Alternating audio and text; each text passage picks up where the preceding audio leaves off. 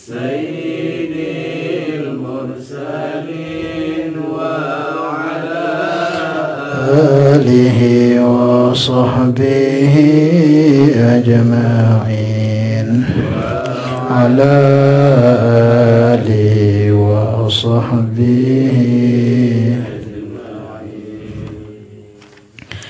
Alhamdulillah hadirin jamaah kajian kajian kitab Sirrus Salikin yang sama-sama dirahmati Allah Subhanahu wa taala.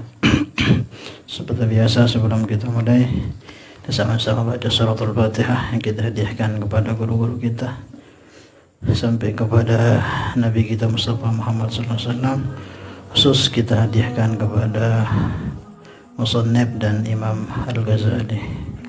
Bismillahirrahmanirrahim. Ila hadratin nabiyina al-Mustafa sayyidina Rasulillah sallallahu alaihi wasallam wa ala alihi wa azwajihi wa dhurriyyati as-sahabati wa atba'ihi wa ila hadrati jami'i ikhwanihi min al-anbiya wal mursalin wa syuhada'i as-salihin awliya'il muqarrabin ulama'il 'amilin wal musannifin wa jami'il malaikatil muqarrabin wa khususan ila hadrati asy-syaikh al-imam hujjatul Islam Abu Hamid Muhammad bin Muhammad Al-Ghazali wa ila hadratus Syekh Sahabat Al-Palembani radhiyallahu ta'ala anhum masyaallillahi lahumul Fatihah.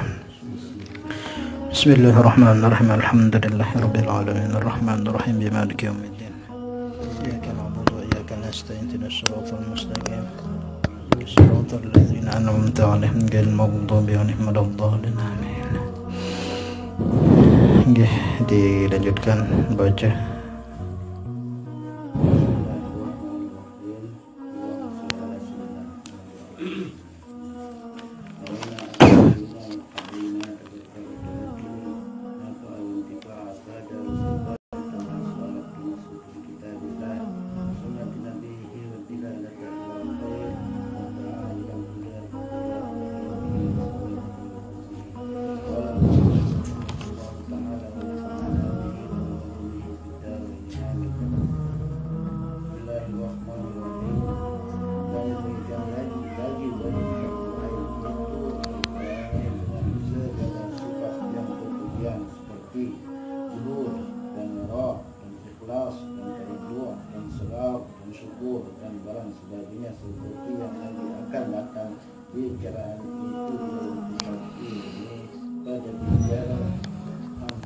Insya munjiat insya Allah taala alhamdulillah pada ilmu tasawuf itu mengetahui barang yang di dalam kitab ini dan barang yang di dalam hadirin seperti yang dikata oleh Al-Arifillah Ta'ala Muhyiddin Qayyim Sayyidi Abdul Qadir Al-Idrus Darul Thamin Bi bayanil min al-ilmi ad-din, yang katanya artinya dan menghasilkan pada ilmu tasawuf yang fardu ain itu memadailah dengan mengamalkan yang dalam kitab Minhajul Abidin dari Imam Ghazali rahimahullah taala dan perceraiannya dan perceraian dan perkirian ya perinciannya dan perinciannya bicara ilmu yang lebih daripada yang tersebut di dalam kitab Minhajul Abidin, yaitu bukannya fardu ain atau saya fardu kifayah juga. Bismillahirrahmanirrahim. Nawaina ta'allum wa ta'lim, tadhakkur wa tadhkir, nafa wal intifa, ibadah wa istifadah, wa hatha ala tamassuki bi kitabillah wa sunnata nabiyhi wa dilalata ilal khair wa du'a ilal huda ibtigha mardatihi thawabihi wa qurbihi. Amin. Qala al-mu'allif rahimahullah ta'ala alayhi wa nafa'ana Allah bihi wa bi'ulumihi fid dunya wal akhirah. Alhamdulillah, kita lanjutkan bahasan kita mengenai kajian kitab Sirrus Salikin yang membahas tentang fardu ain yang wajib dituntut oleh setiap mukallafin, orang-orang mukallaf, kita-kita ini yang sudah berumur balik, untuk mengkaji ilmu fardu ain yang kisaran dalam hal bahasan ilmu tasawuf. Kemarin sudah kita bahas mengenai muhlikat, sifat-sifat yang ada di dalam hati kita yang membahayakan, namanya muhlikat. Ada namanya munjiat. Munjiat ini yang menyelamatkan. Kemarin sudah kita bahas mengenai muhlikat, sifat-sifat hati yang bisa membawa kebinasaan, kehancuran bagi pemiliknya, pemilik sifat tersebut. Kemarin sudah kita bahas diantaranya ujub, itu bangga diri, kemudian ria, ingin dilihat, kemudian hasad, dengki,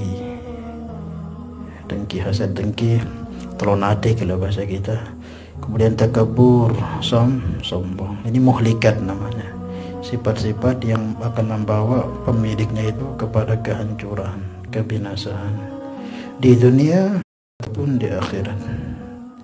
Jadi jangan kita anggap kita punya sifat ujub, riya, hasad, takabur ini hanya untuk di akhirat saja. Dia di dunia akan diberi juga oleh Allah. Sebagaimana ketaatan itu sebelum di akhirat itu akan diberi di dunia dulu percikannya. Dalam Al-Quran Allah firmankan, وَلَنُذِيقَنَّهُمْ مِنَ الْعَذَابِ الْأَدْنَى دُونَ الْعَذَابِ الْأَكْبَرِ لَعَلَّهُمْ يَرْجِعُونَ. Sebelum azab yang akbar itu di akhirat berupa neraka yang mengerikan itu, dunal azabil adna, akan diberi siksa yang adna, yang ringan dulu di dunia. Di antaranya yang paling afat dari kemaksiatan itu ketidaktenangan dalam hati kita. Mungkin mudah maksiatnya ditenang, dia ada ketenangan di dalam hati itu. Maka kita milih tahu habis atau gawe ini ya baik atau ya buruk, tengok ada itu istabti qalbak, kata Nabi, lihat hatimu tenang nggak. Kalau kamu merasa takut, khawatir, apalagi takut lihat orang, berarti itu mesti maksiat sudah. Tapi kalau itu baik, lihat orang dikumpuliin nyebu tata gawe ini yang berarti itu mesti haram sudah. Itu maha bisa terika bahwa haram, kata Nabi. Kalau itu sudah ada rasa ketakutan dalam hatimu, entah mungkin takut gelisah dilihat orang atau apa saja, tidak tenang gitu, itu kemungkinan yang kamu buat itu haram. Tapi kalau betul-betul nggak haram, maka tidak akan kita takut dilihat siapa-siapa. Dan sudah juga kita bahas mengenai inti daripada penyakit kemarin itu di mana? Hasad. Di semua sifat-sifat buruk hati itu di antara sebab pertamanya adalah hasad. Sebagaimana pertama kali kemaksiatan terjadi di dunia dan kejahatan pertama kali di sorga dulu itu sebab hasad. Hasadnya iblis kepada Nabi Adam, membunuhnya Qabil terhadap adiknya Habil karena hasad. Nah dari hasad itulah timbul macam-macam, timbul dendam, timbul tidak suka, timbul meremehkan, timbul merendahkan, merasa paling baik, timbul macam-macam, yang akhirnya membunuh. Itu di antara sebab hasad. Al-hasad yaqulul hasanat kama ta'kulun narul khatab, kata Nabi. Hasad ini menghapus segala bentuk kebaikan-kebaikan yang kita buat, sebagaimana api itu membakar semua kayu-kayu kering. Maka hati-hati. Dan ini hasad ini antar profesi masing-masing. Antara santri hasadnya dengan santri, ustadz hasadnya dengan ustadz, kiai hasadnya dengan kiai, pedagang dengan pedagang, petani dengan petani, pelaut dengan pelaut. Maka gimana caranya, kemarin sudah kita bahas. Caranya supaya kita selamat dari hasad ini, tanamkan akan hikmah Allah di situ. Allah letakkan nikmat itu di seseorang, memang itu yang terbaik, memang itu yang terbaik. Begitu juga Allah berikan kita sesuatu kepada kita, mesti itu yang terbaik. Tidak boleh kita iri. Maka hasad itu apa hakikatnya? Orang yang tidak ridho terhadap keputusan Allah. Padahal yang kasih orang itu punya kelebihan seperti itu, punya itu dan itu Allah. Kok kita tidak ridho gitu? Otomatis kita nggak ridho dengan apa yang dah tetapkan oleh Allah. Rusak keimanan kita. Dan tanamkan ketika nikmat itu diberikan kepada saudara kita atau siapapun, rasakan itu juga kebaikannya akan kembali kepada kita langsung atau tidak langsung. Minimal kita senang itu sudah dapat pahala kita itu, sudah pahala. Wallahu a'lam bishawab. Nah, sekarang kita bahas mengenai munjiatnya. Munjiat ini yang menyelamatkan. Maka tidak hanya dalam tasawuf ini kita diarahkan untuk mengetahui atau mengkaji ilmu penyakit-penyakit hati itu. Selepas kita tahu itu, isi hati kita selepas kita bersihkan, namanya wujub, takabur dan sebagainya itu, isi dia dengan sifat-sifat kepujian atau sifat munjiat yang menyelamatkan. Maka sering dulu sudah kita bahas, biasanya dalam tasawuf itu, dalam thariqah itu kan ada istilah apa namanya yang tiga itu, ada istilah takhalli dan tajalli. Ini prinsip dalam tasawuf ini. Kalau ini dilanggar susah sudah. Ini tahapan itu, nggak bisa kita langsung ambil nomor 2 atau 3, harus dari takhalli dulu. Takhalli ini diambil dari kata khalla. Khalla ini mengosongkan, dalam artian yang membersihkan.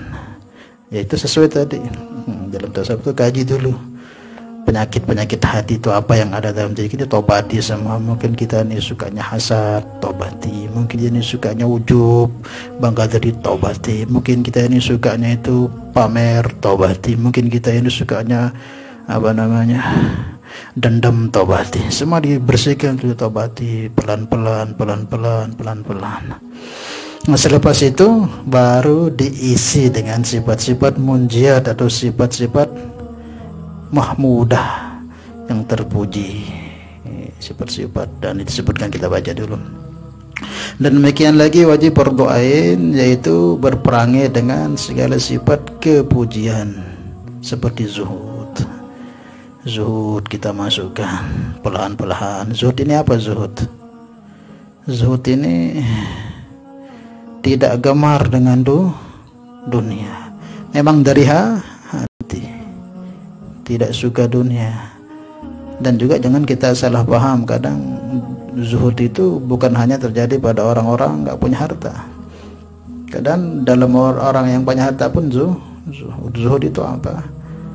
Tidak meletakkan dunia itu di dalam hati. Walaupun dia punya dunia banyak, tapi cukup di luar, di hatinya itu hanya Allah. Itu namanya zuhud.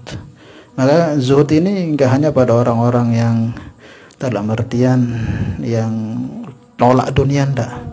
Orang yang bergelimang dalam dunia itu juga bisa bersifat zuhud. Maka Sayyidina Abdurrahman bin Auf ini terkayanya sahabat Nabi itu, terkayanya. Tapi beliau seperti sahabat-sahabat biasa. Itu impak itu, kalau ngirim impak itu sampai suara onta, suara kuda, suara kambing itu menggentarkan Madinah. Ratusan ribu di onta itu berkira ya dua itu. Sesungguhnya saya bergetar.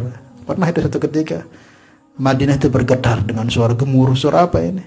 Ini harta dagangan Abdurrahman bin Auf mau diimpakkan di Madinah. Bergetar itu. Tapi beliau itu Masya Allah duduk seperti biasa dengan para sahabatnya. Pakaiannya juga biasa. Kumpul juga biasa. Itu namanya zuhud, walaupun punya tapi hendak menjadikan itu masuk ke dalam hati. Paham ya? Maka laisal zuhud, bukanlah zuhud itu pakai pakaian yang compang-camping, bukan itu yang nggak punya.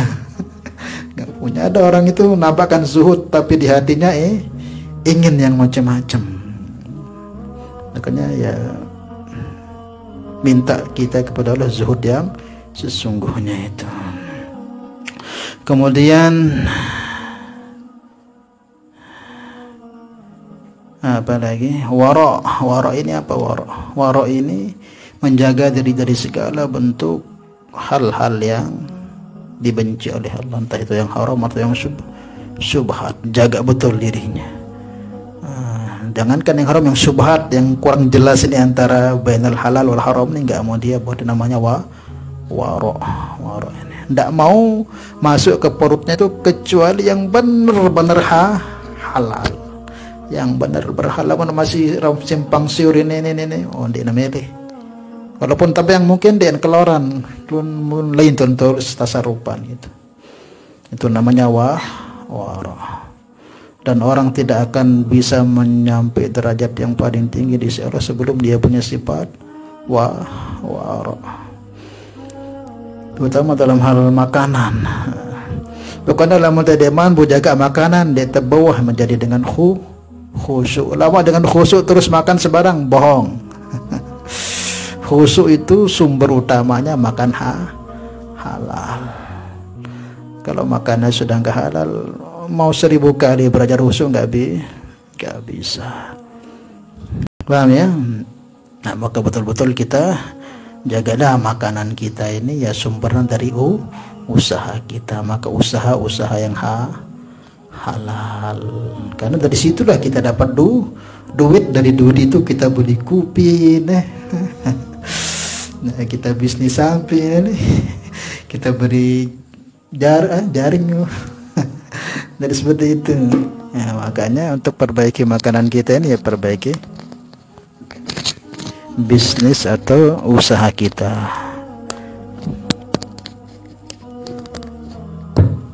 Bisnis.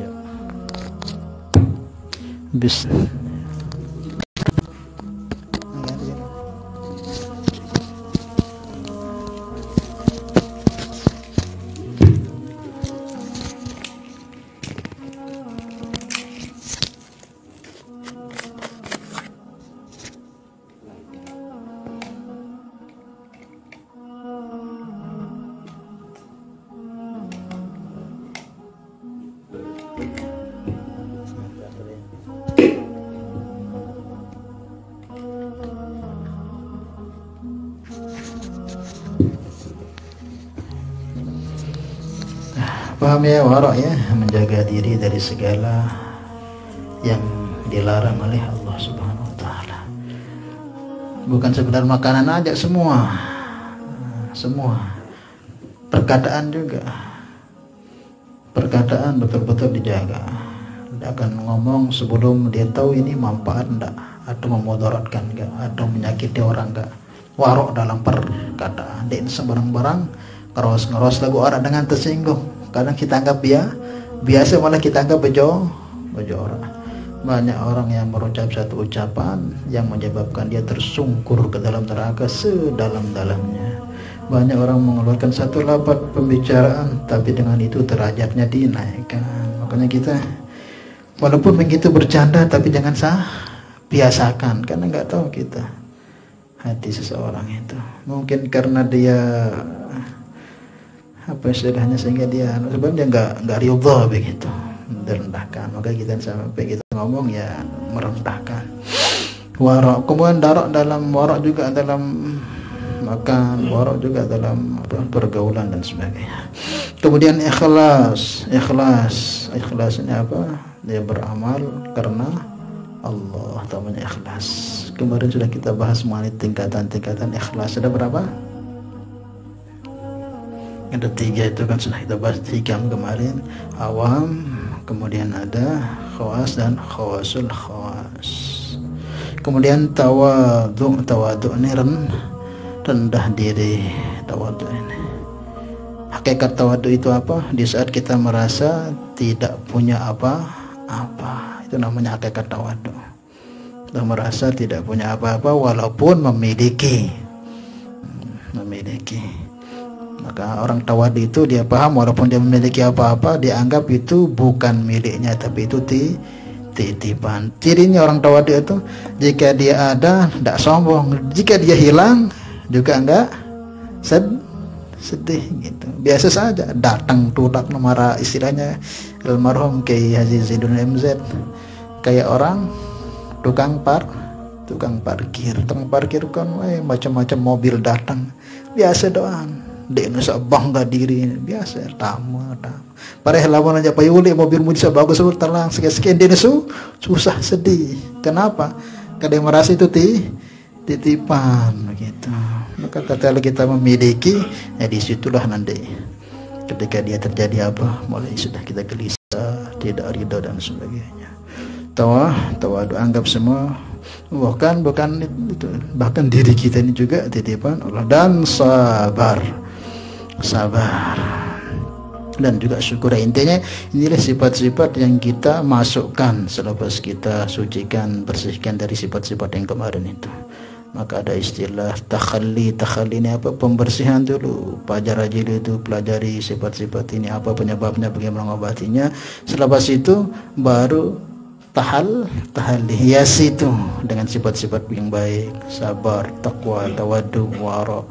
Maka nanti Allah akan berikan namanya tajalli. Tajalli itu apa? Ya rahasia daripada kedua itu, rahasia yang Allah berikan atau hadiah lah yang Allah berikan kepada seseorang itu selepas dia usaha menekan hawa nafsunya dari sifat-sifat buruk, kemudian dia usaha menghiasi, maka dikasih hadiah berupa tajalli. Tajalli itu apa? Ya ma'rifat itulah. Ma'rifat ya bekedar sudah. Bekedar bagaimana dia bisa menjaga itu tadi. Ada yang tinggi, ada yang sedang, ada yang standar begitu. Tergantung. Diberi nur cahaya ma'rifat oleh Allah Subhanahu wa ta'ala. Maka ini tahapannya.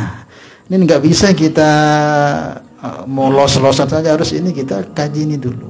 Tahapannya dari pembersihan dulu. Pada marak temele nyenem susu atau nyenem apa, madu dan sebagainya.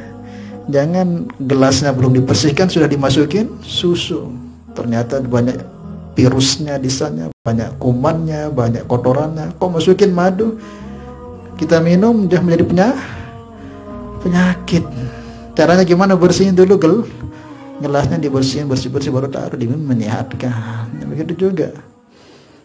Namun dia mantau usaha pelajari sifat-sifat buruk lewat internet, terus terpenuh andoan dengan zikir, dengan amalan dan sebagainya. Seperti itu nanti malah jadi penyakit zikir itu. Maksudnya apa? Ya wah jadi pada sombong, rendahan dengan sendek milulik, kelompokan rendahan. Itu karena dia tidak melakukan pembersihan itu, tidak dia lakukan pembersihan dulu itu, sehingga apa? Nanti merasa paling benar, merasa paling tinggi makomnya, ngelihat orang enggak aneh. Nah, itulah penyakitnya karena tidak pakai tertib dalam memahami, mengkaji ilmu hadis seperti itu. Ini sudah tertib baku dalam setiap apa saja tarekat seperti itu. Ada istilah mandi taubat dan sebagainya, tahalli dan tajalli.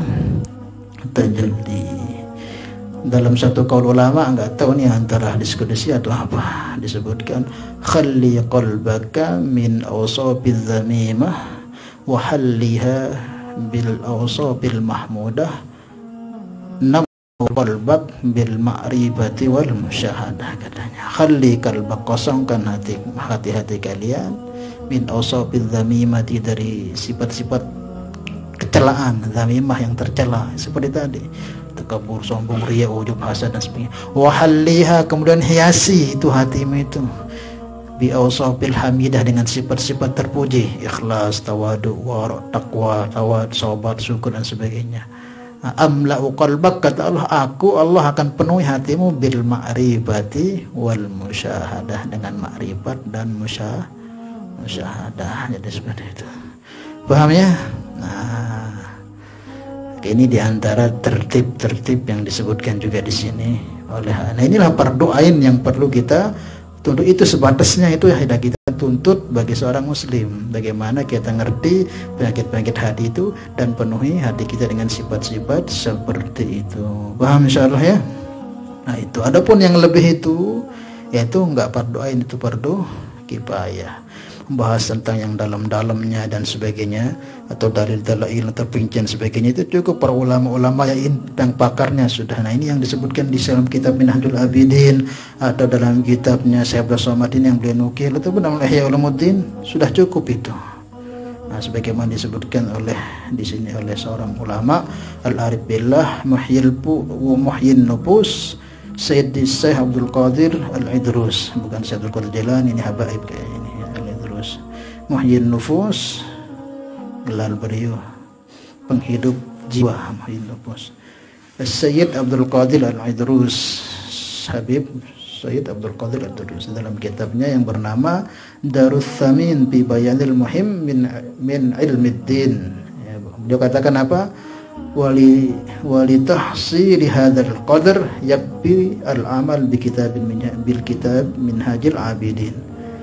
Ya, untuk menghasilkan fardu ain ini cukup sudah dengan mengkaji kitab Minhajul Abidin, kitabnya Imam Al-Ghazali. Itu kita pahami sudah, kitab-kitab beliau tentang hati itu cukup sudah itu sebagai fardu ain. Yang terlebihnya kitab-kitab besar dan sebagainya seperti Ihya atau Hikam dan sebagainya itu tambahan. Maka mungkin perlu kita kaji kitab Minhajul Abidin itu. Mungkin insyaallah kalau ada waktu kita buka itu. Wa tafsil hadzal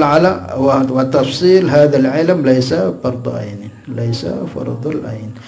Tadi yang secara tafsirnya secara dalam dan lebihnya lagi itu sudah tidak fardu ain, itu sudah fardu kifayah. Itu yang fardu ain itu saja, itu yang disebutkan tadi itu. Penting kita ngerti sifat-sifat buruk itu, gimana cara mengetahuinya, mengobatinya. Kemudian seperti itu isi dengan sifat-sifat tadi itu, zuhud, wara' dan sebagainya. Wallahu a'lam bishawab. Salah ya. Itulah namanya ngaji tasawuf. Bukan ngaji tasawuf tuh bukan ngaji terus tengah rasa dalam saat diterjangkau kadang di otak. Itu ya kadang orang nggak tahu. Paham ya? Kata Habib Novel itu, tasawuf itu gampang sebenarnya, jangan dia persulit. Tasawuf itu apa? Ketika kamu dizalimi, kamu nggak membalas, berarti kamu bertasawuf itu. Walaupun kamu mampu membalas, kamu sabar, kamu balas, itu harus tasawuf. Bukan ngomong malakut, lahut dan sebagainya, alam-alam macam-macam, bukan. Di saat kamu disakiti, kamu bersabar. Di saat kamu difitnah, kamu bersabar itu. Kamu dipukul, kamu nggak balas. Nah, itu bertasawuf, belajar mentata hati. Wallahu a'lam bishawab. Walaupun itu juga ya bagian daripada tasawuf juga itu, tapi intinya di itu. Makanya bersih hati. Wallahu a'lam bishawab. Dan ilmu-ilmu masalah alam-alam seperti itu tuh nggak perlu dibahas. Kalau dibahas akan membawa kesombongan, pameran diri ini wabadoi makomara. Itu rahasia kita dengan Allah saja sudah yang tahu itu. Kalau kita ceritakan jadi rendah, jadi murah ilmu itu. Sementara ilmu ma'rifat itu ilmu mahal itu. Orang pernah cerita dengan apalagi umum. Bolehnya kita ceritakan lah, mau budaya gulu muruh mursid, boleh. Jadi seperti itu. Wallahu a'lam bishawab. Mungkin sampai itu insyaallah. Nah, besoknya kita lanjutkan. Jadi sebatas itulah yang fardu ain yang kita tentu dalam ilmu tasawuf. Wallahu a'lam. Ya, mungkin ada yang mau ditanyakan insyaallah.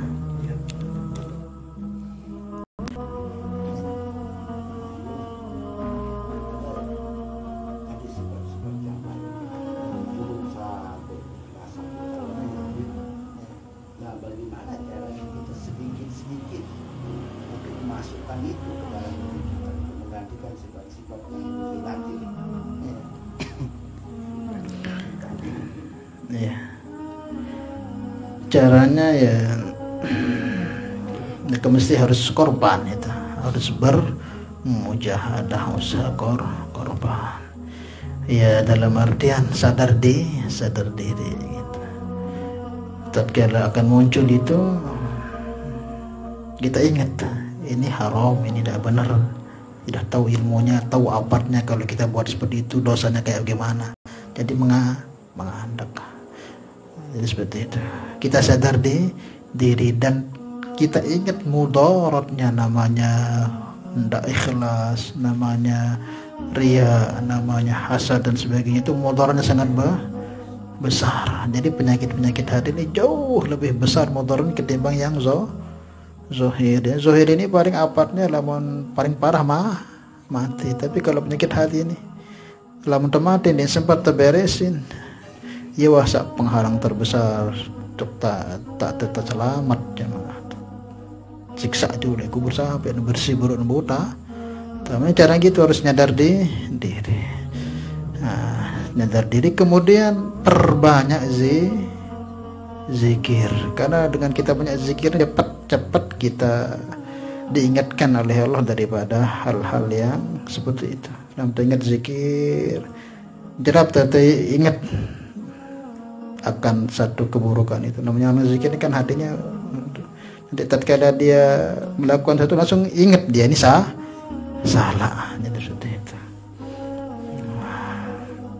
Makanya ya sadar diri, kemudian ya dengan mujahadah memang milih telakuan lagu wah tengaji wah tahu tak apatna, dan sabarnya tahu tak kelebihan, membalasnya tahu tak mudaratna dosanya, dan sabar di tembalasnya tahu tak pahalanya boleh, ya itu sabar. Kemudian itu juga karena Allah. Makanya supaya mudah kita tahan itu, barengi dia dengan zikir, dengan salawat, jadi ronggar dia nanti. Lagu lamun sekedar tahu na doa ndek terbarengi dengan zikir, dengan amal salawat. Tahu tan lagu ndek terbau tahan ya pokok. Tahu tan lagu lolosan teh karena enggak dibarengi dengan ingat zikir. Itu pengandak mana ya zikir itulah, atau salawat dan sebagainya. Tahu tan lagu tahan tu zikir. Lagu lamun tidak zikir setan aroh tabok wah aroh sikat. Kalau udah zikir kan setan dia ada kekuatan dorongan, cuma nafsu itu doang bos ya tahan gitu. Caranya gimana? Ya dengan kita lihat afatnya dan lihat peutamaannya, kemudian barengi dengan zikir, istighfar, barengi dengan sholawat, sehingga ada kekuatan kita untuk tidak melakukan seperti itu. Kalau insyaallah ya, dan minta kepada Allah sungguh-sungguh aja, insyaallah saya ini tahu Sina Umar begitu bengisnya, bahkan ingin bunuh Nabi, malah menjadi kekasih Allah. Kalau ada Nabi selepasku Umar, siapa Umar itu?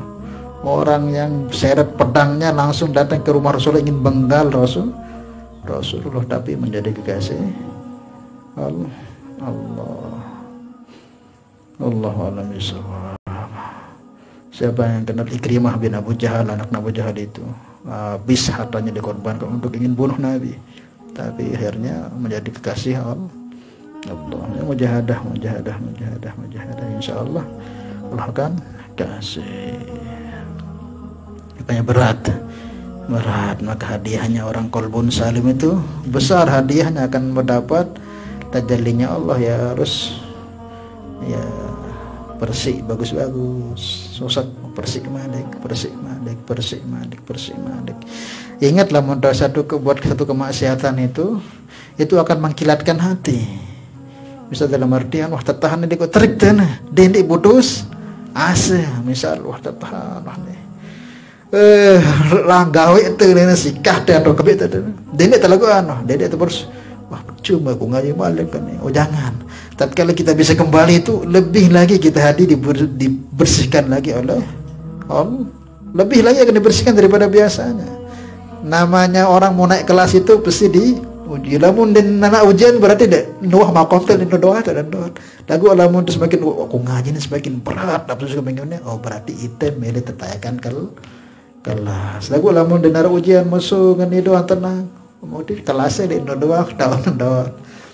Lagu lamun itu semakin berat. Ya Allah, semakin lebih ujian ini. Oh berarti tidak tertayakan kelas. Paham ya?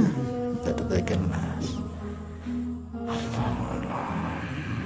Maka penting juga ini kita mendoa ngaji ini penting penting yang sampaikan supaya ini kita nggak salah pemahaman. Kadang kita sudah hijrah, sering ngaji, sudah mulai satu persatu kawan kita telang, salaikan kita akram sikit, dua telang, tinggal sendiri sebentar. Jangan diisi, jangan risau. Itu caranya Allah. Bukan kita, padahal kan dia telah buat apa-apa. Dia telah salahannya, dia telah berkejohkan dia, tiba-tiba sikit dua teduh sabiar suku memang itu caranya Allah. Namanya Allah nggak mau kalau sudah hambanya ingin dekat dengan dia itu akan dipilihkan teman-teman yang baik. Nah, nanti selepas itu hilang, nanti Allah akan ganti dengan teman-teman yang baik. Nggak usah khawatir. Allah akan datangkan nanti teman-teman yang lebih baik, yang kita bergaul dengan dia itu tidak menjauhkan kita dari amal agama. Kadang dia tak paham kok, maka semakin dengar kancaku apa kena di sekuajian. Jangan, paham ya? Yang seperti itu. Dia tenini meningkat lama terkumpul doang kanci-kanci batur pada daman terbejora, begibah dengan dia tenini mah. Gimana caranya ya, kita diangkat dulu oleh Allah di tempat yang asal kita sabar, nanti Allah datangkan yang baik-baik. Paham ya? Seperti itu. Wallahu a'lam bishawab. Ya, mungkin ada yang ditanyakan.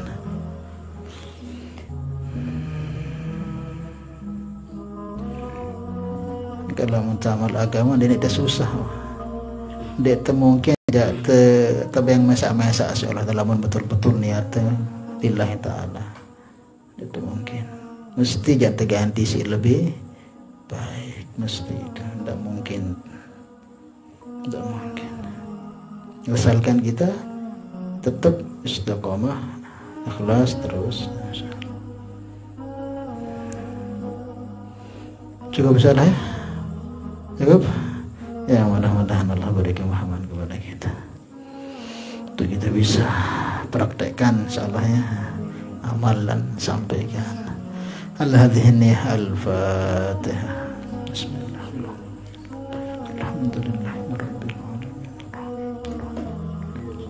Ya kana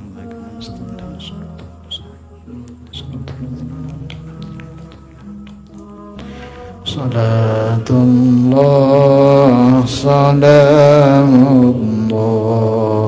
ala Rasulillah. Salatullah, salamullah ala Yasin Habibillah. Tawassalna bismillah wa bil hadi rasulillah limujahidin lillah bi ahlil badri ya Allah. Subhanallah bihamdihi, subhanallah.